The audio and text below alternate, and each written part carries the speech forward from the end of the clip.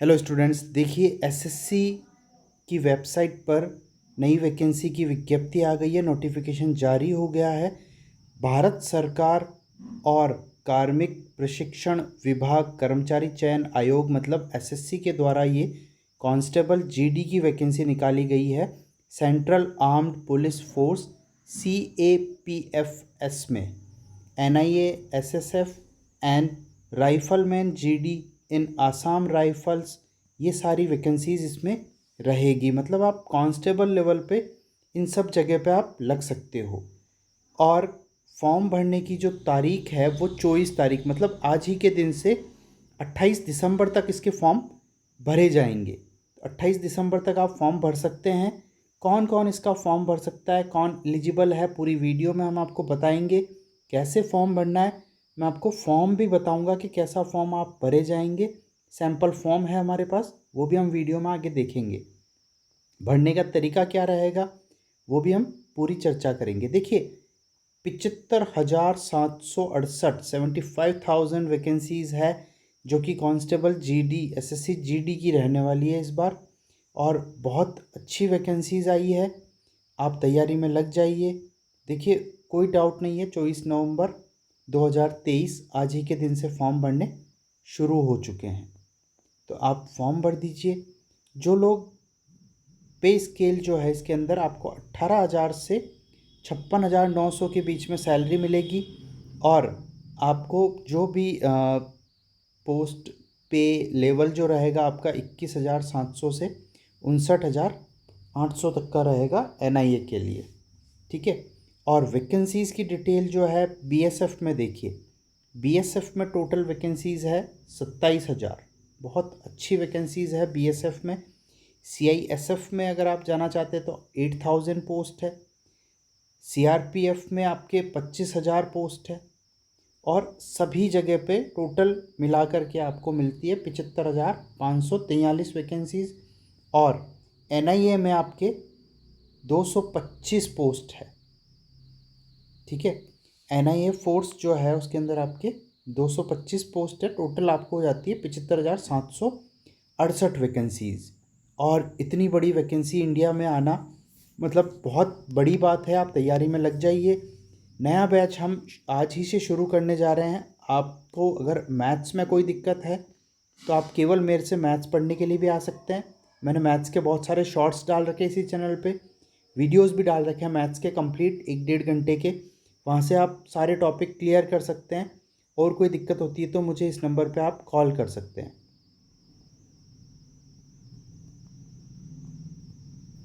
आगे देखते हैं कि इसमें जो है एज लिमिट क्या रहने वाली है आपके।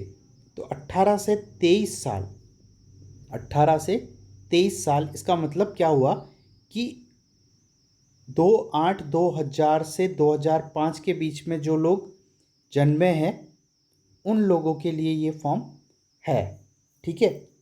और ये क्या रहेगा कि there is no age relaxation for UR और EWS कैंडिडेट्स। देखिए लिखा है SC ST वालों को ये एज रिलैक्सेशन दिया जा रहा है 5 ईयर्स का।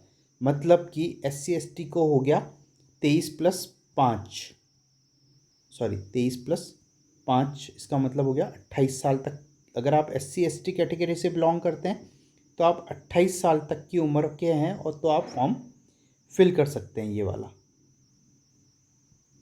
ठीक है। 28 साल की एज है आपकी तो आप फॉर्म फिल कर सकते हैं। OBC कैटेगरी से है तो आपका हो जाएगा 26 साल। एक्स सर्विसमैन है आप तो आपका 26 साल। और जो लोग विक्टिम है गुजरात जो राइट्स हुए थे उसके, तो उनको भी 5 साल का बेनिफिट दिया जा रहा है। और जो गुजरात विक्टिम्स किसी को 8 साल किसी को 10 साल, जो भी आप देख लीजिएगा। और इसके बाद जो है एक्स सर्विसमैन के लिए स्पेशली कोटा भी है, उसमें आपका रिजर्वेशन है। जो लोग एक्स सर्विसमैन है उनके लिए तो ये गोल्डन अपॉर्चुनिटी है, आप जा सकते हैं आराम से। ठीक है। अब ये बता रखा है कि भाई जो आपका कास्ट सर्टिफिकेट वगैरह है वो आपको बिल्कुल तैयार करके रखना है। और सेंट्रल लेवल पे जो कास्ट सर्टिफिकेट बनता है वो आप देख लीजिए। अभी मैं परफॉर्मा भी दिखाऊंगा आपको, उसमें आपको पता चल जाएगा कि कैसा हमें सर्टिफिकेट बना के सबमिट करना है। एजुकेशन क्वालिफिकेशन की बात करेंगे तो 10th क्लास पास अगर आप हैं और 18 साल के आप हैं, 10th क्लास पास होना चाहिए और 18 साल का जो बच्चा है, मैं कह रहा हूँ सभी को ये फॉर्म भरना चाहिए।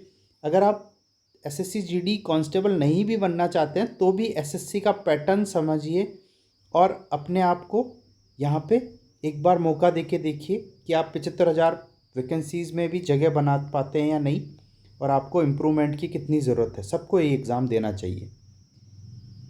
अब आगे देखते हैं एनसीसी सर्टिफिकेट। अगर आपके पास में सी लेवल का सर्टिफिकेट है तो 5%, बी लेवल पे 3% और ए लेवल पे 2% का आपको मार्क्स रिलैक्सेशन आपको दिया जाएगा एक्स्ट्रा, ठीक है। और हाउ टू अप्लाई में आप इस वेबसाइट पर जाकर के फॉर्म को भर सकते हैं और फ्री जॉब अलर्ट पे भी भर सकते हैं। ये रेजोल्यूशन रहेगा, फ़ोटो और सिग्नेचर आपको जो अपलोड करने हैं उन सब का, और 29/12 से पहले पहले आप सबमिट कर लीजिए अपना ऑनलाइन एप्लीकेशन फॉर्म। आगे देखते हैं एप्लीकेशन फ़ीस क्या रहने वाली है। फ़ी पेएबल इज़ 100 रुपीज़ ओनली। 100 रुपये आपको फ़ीस देनी है। जो वुमेंस कैंडिडेट है, देखिए मैं बहुत हर वीडियो में मैं बताता हूँ, women's candidates belonging to schedule caste और एससी और एसटी और ex serviceman ESM eligible for reservation are exempt from payment of fees. मतलब उनके लिए, ऑल वुमेंस के लिए, एससी एसटी के कैंडिडेट्स के लिए और एक्स सर्विसमैन के लिए ये जो फॉर्म है ये बिल्कुल फ्री है। आपको 100 रुपये भी नहीं देने हैं, है ना। आपको कोई पैसा नहीं देना है। आप इस वेबसाइट पे जाइए, आराम से फॉर्म फिल कीजिए, एक फ़ोटो और साइन आपको अपलोड करना है और आपका फॉर्म फिल हो जाएगा। आपको किसी मित्र के पास भी जाने की ज़रूरत नहीं है, कोई फ़ीस जमा नहीं करानी है। आप घर बैठ के अपने मोबाइल से या कंप्यूटर से या लैपटॉप से फॉर्म को भर सकते हैं, कोई दिक्कत नहीं होगी आपको, ठीक है।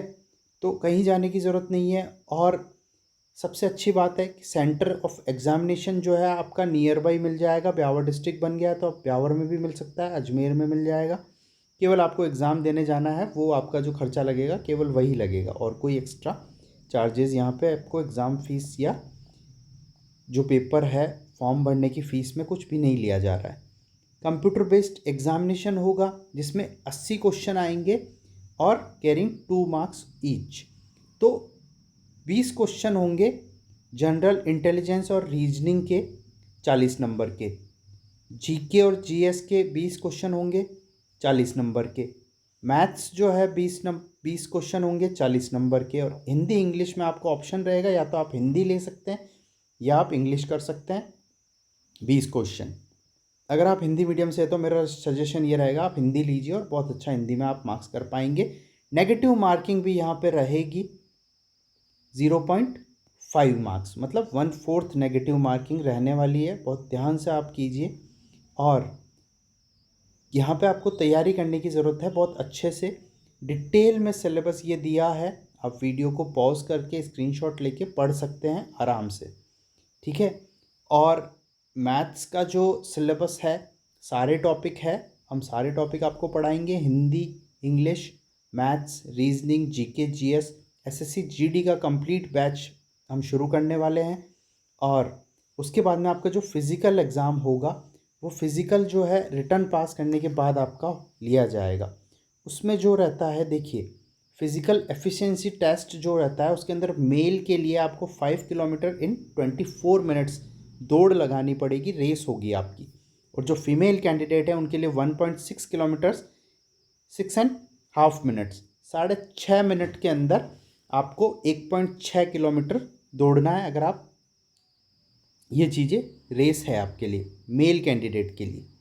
फीमेल के लिए देखिए 1.6 किलोमीटर आपको 8.5 मिनट में दौड़ना है, 2 मिनट एक्स्ट्रा मिल रहा है आपको।